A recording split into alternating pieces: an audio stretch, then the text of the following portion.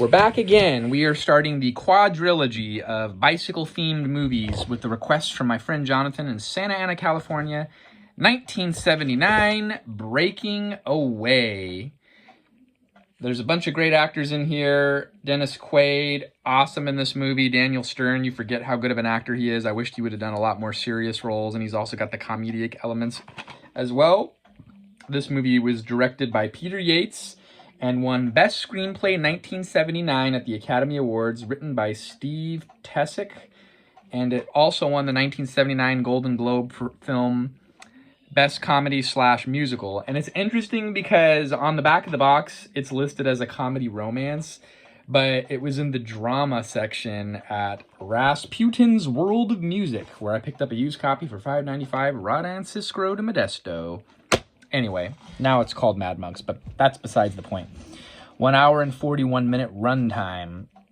I remember watching this movie around 2009, 2010, and that's when I had gotten into fixed gears. My friend Jonathan turned me on to fixed gears. I did not last, but the main character in this movie, Dennis Christopher, is the main character that is fixated with Italian bicyclists, and he is a phenomenal local Indiana kid who aspires to be a great cyclist, racer, I don't know.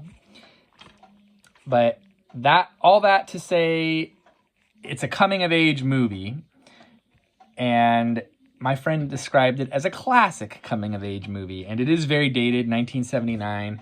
His parents, to me, seem like caricatures of the stuffy parents like that you see in sitcoms, especially the dad of the main character, Dave, played by Dennis Christopher. It's just about this small-town group of locals in Bloomington, Indiana. The entire film was shot in Bloomington, Indiana. Indiana University is there. It's a prestigious school, and then there's all the out-of-state people that come there to go to the university, and they're like academic elitist, and they look down on the local population. Apparently, limestone and stone cutting and quarries are huge in Indiana, and a lot of people work in that industry in the local town there, and they look down upon them with disdain, and they call the local kids cutters because they're just a bunch of blue-collar stone cutters, and they all go and smoke and hang out at the local closed quarry that's filled up with water, and they ride. Well, at least the main guy, the Dave Stroll character, does. So let's talk about this movie. It was somewhat loosely based on the screenplay writer Stephen Tessick went to Indiana University, and he based this on one of his fraternity brothers. The whole crux of the movie is based around this Little 500 track race where they ride fixed gear bikes around a stadium track for 200 laps. And I guess one of his fraternity brothers, who was also super into Italian cycling and Italian racers and influenced by them, won the 1962 event. So he kind of took parts of his own life and applied it to write the screenplay for this film. And I liked it.